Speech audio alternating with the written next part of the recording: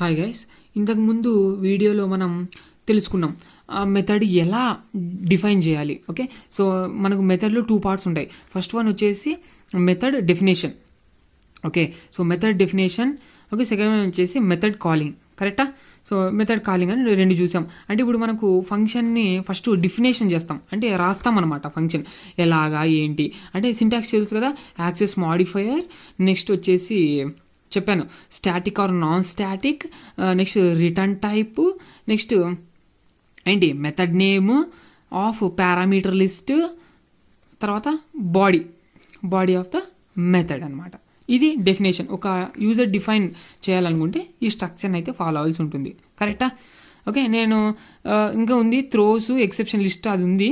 So అవన్నీ తీసేసేయండి, తర్వాత చూద్దాం. స్టాటిక్ ఆర్ నాన్ స్టాటిక్ కూడా తీసేసేయండి. అంటే ఏం రాయలేదంటే నాన్ స్టాటిక్ అని అర్థం.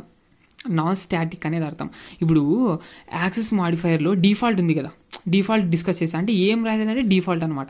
ఇక్కడ కూడా అంతేనమాట, మీరు ఏం రాయలేదు అంటే అది నాన్ స్టాటిక్ అని అర్థం.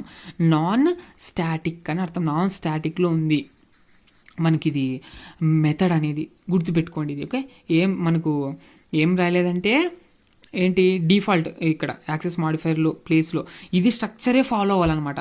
ఫస్ట్ యాక్సెస్ మాడిఫైర్ రావాలి, next static or non static రావాలి, తర్వాత రిటర్న్ టైప్ రావాలి, నెక్స్ట్ మెథడ్ నేమ్ రావాలి, ఆ తర్వాత వెంటనే మెథడ్ నేమ్ పక్కనే ఓపెన్ అండ్ క్లోజ్లో పారామీటర్ లిస్ట్ అనేది ఉండాలి, తర్వాత బాడీ ఆఫ్ ద మెథడ్ అనేది ఉండాలన్నమాట. ఇది ఫార్ములా అన్నట్టు ఇదే ఫాలో అవ్వాలి మీరు యాక్సెస్ మాడిఫైర్ రాయలేదా, ఏం రాయలేదు అంటే డిఫాల్ట్లో ఉంటుంది.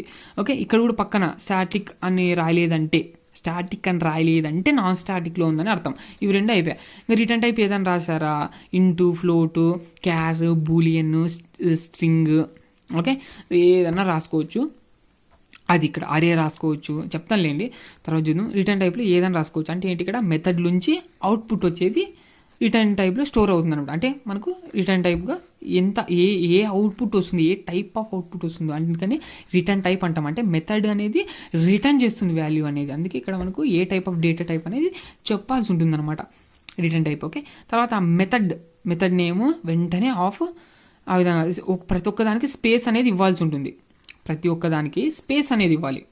ఓకే, యాక్సెస్ మాడిఫైర్ రాసిన తర్వాత స్పేస్ ఇవ్వాలి, తర్వాత స్టాటిక్ రాసిన తర్వాత స్పేస్ ఇవ్వాలి. రాలేదంటేనే స్పేస్ ఇచ్చుకోండి, తర్వాత రిటర్న్ టైప్ రాయండి, తర్వాత స్పేస్ ఇవ్వండి. ఆ విధంగా అనమాట.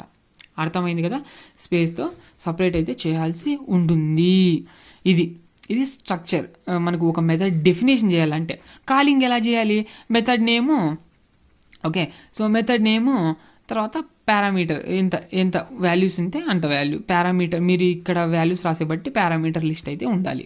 ఓకే, ఇన్పుట్ ఇవ్వడానికి యూజ్ పడుతుంది అనమాట. కాల్ చేస్తే అప్పుడు ఈ వేరియబుల్స్ సేమ్ వాల్యూస్ అనేది మనకు పారామీటర్ లిస్ట్లో స్టోర్ అవుతాయి అనమాట అక్కడ. ఎందుకంటే వేరియబుల్ నేమ్ ఉంటుంది కదా, సో ఆ విధంగా ఎన్నైనా చేసుకోవచ్చు. అట్లా మీరు ఎన్ని వాల్యూస్ అన్నా ఇవ్వచ్చు, దాన్ని బట్టి మనకు ఆ మెథడ్ అనేది ఎగ్జిక్యూట్ అవుతుంది. అర్థమైంది కదా? ఈ విధంగా 2 పార్ట్స్ అనేది ఉంటాయి. ఓకే, అని ఇంతకుముందు అంతా చూసాం. ఇప్పుడు మనకు టైప్స్ ఆఫ్ మెథడ్స్ అనమాట, user defined. Okay, types of user defined methods. ఇంతకుముందు అది వేరు, టైప్స్ ఆఫ్ మెథడ్స్ వేరు. టైప్స్ ఆఫ్ మెథడ్స్ అంటే predefined methods, next user defined methods వస్తాయి. ఇప్పుడు మనకు type of user defined methods చూడబోతున్నాం. Very very important concept. Okay, so మనకు ఈ 4 వెరీ వెరీ ఇంపార్టెంట్. ఒక మెథడ్ మీకు తగ్గట్టుగా రాయాలి, యూజర్కి తగ్గట్టుగా రాయాలి. ఓకే, యూజర్ తగ్గట్టుగా టాస్క్స్ అనేది పెర్ఫామ్ చేయాలి జావా అప్లికేషన్లో అనేది. ఇది ఇంపార్టెంట్. 4 టైప్స్ ఉన్నాయి చూడండి. ఫస్ట్ వన్ వచ్చేసి function with no parameters with no return value. Okay, అంటే ఇక్కడ ఏమంటే ఫంక్షన్ రాస్తాం విత్ నో పారామీటర్స్ అంటే ఏంటి, ఇక్కడ ఇన్పుట్స్ అనమాట. ఇన్పుట్స్ అనేది ఏమి ఇవ్వం. ఓకే, అంటే మనము ఇన్పుట్స్ అనేది ఏమి ఇవ్వం, ఇక్కడ ఏమి రాయము. కాల్ చేసేటప్పుడు కూడా కాల్ చేయమన్నమాట. అర్థమైంది కదా?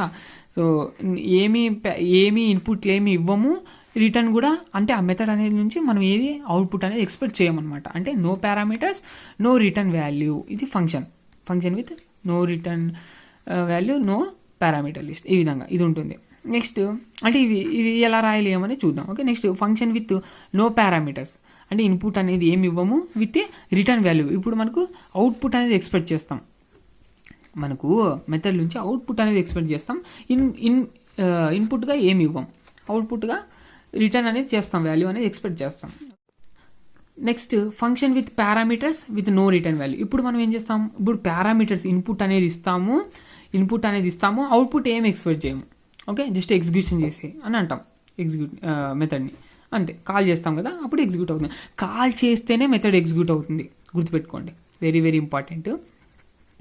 కాల్ చేస్తేనే మెథడ్ అనేది ఎగ్జిక్యూట్ అవుతుంది. అర్థమైందా? పలానా నేమ్ అని చెప్పాలి, దానికి సంబంధించిన వాల్యూస్ అనేది ఇవ్వాలి, అప్పుడు మట్టుకే ఆ పర్టికులర్ మెథడ్ అనేది ఎగ్జిక్యూట్ అవుతుంది. లేదంటే ఎగ్జిక్యూట్ కాదు. డెసిషన్ స్టేట్మెంట్స్ లా కాదు, లైన్ బై లైన్ ఎగ్జిక్యూట్ అవుతుంది అనేది కాదనమాట. ఇక్కడ మీరు మెథడ్ ఎప్పుడైతే మెథడ్ నేమ్ ఆఫ్ మీరు ఏదైతే వాల్యూస్ ఇస్తారో దానికి తగ్గట్టుగా మనకు మెథడ్ అనేది ఉంటుంది. ఆ మెథడ్ రాస్తారు కదా, మీరు ఇక్కడ కాల్ చేసినారంటే రాసి ఉండాలి. ఫస్ట్ మెథడ్ డెఫినేషన్ చేసిన తర్వాత మెథడ్ కాలింగ్ చేస్తారు, యూజ్ చేసుకోగలము కదా. ఊరినే మనము మెథడ్ రాసేసి ఓకే ఆ విధంగా చేయలేం కదా. మీరు ఇప్పుడు ఏదైనా మెథడ్ వాడుకోవాలనుకుంటే మెథడ్ కాల్ చేస్తారు, ఓకే, దానికి తగ్గట్టుగా మనకు మెథడ్ రాసి ఉండాలి ఫస్ట్. అందుకనే మనము ఫస్ట్ డెఫినేషన్ రాస్తాం, మెథడ్ డెఫినేషన్ రాసేసి యూజర్ డిఫైన్డ్గా, తర్వాత మనము కాల్ చేసుకుంటాం అనమాట. ఎప్పుడు కావాలంటే అప్పుడు ఆ ఫంక్షన్ని కాల్ చేసుకుంటాం. అది మనకి ఇన్పుట్స్ ఇవ్వకుంటే రిటర్న్ టైప్ ఏవి ఇవ్వకుంటే ఇది ఒక టైపు, ఇన్పుట్ ఏమి ఇవ్వకుండా రిటర్న్ ఎక్స్పెక్ట్ చేసినట్టయితే అదొక టైపు. నెక్స్ట్ ఇప్పుడు ఇన్పుట్ ఇచ్చేసి అవుట్పుట్ ఏమి ఎక్స్పెక్ట్ చేయము ఇక్కడ. ఓకే, ఇప్పుడు మనకు ఇన్పుట్ ఇస్తాము, అవుట్పుట్ కూడా ఎక్స్పెక్ట్ చేస్తాం. ఈ విధంగా 4 ఉన్నాయన్నమాట. ఈ 4 వెరీ వెరీ ఇంపార్టెంట్, గుర్తుపెట్టుకోండి.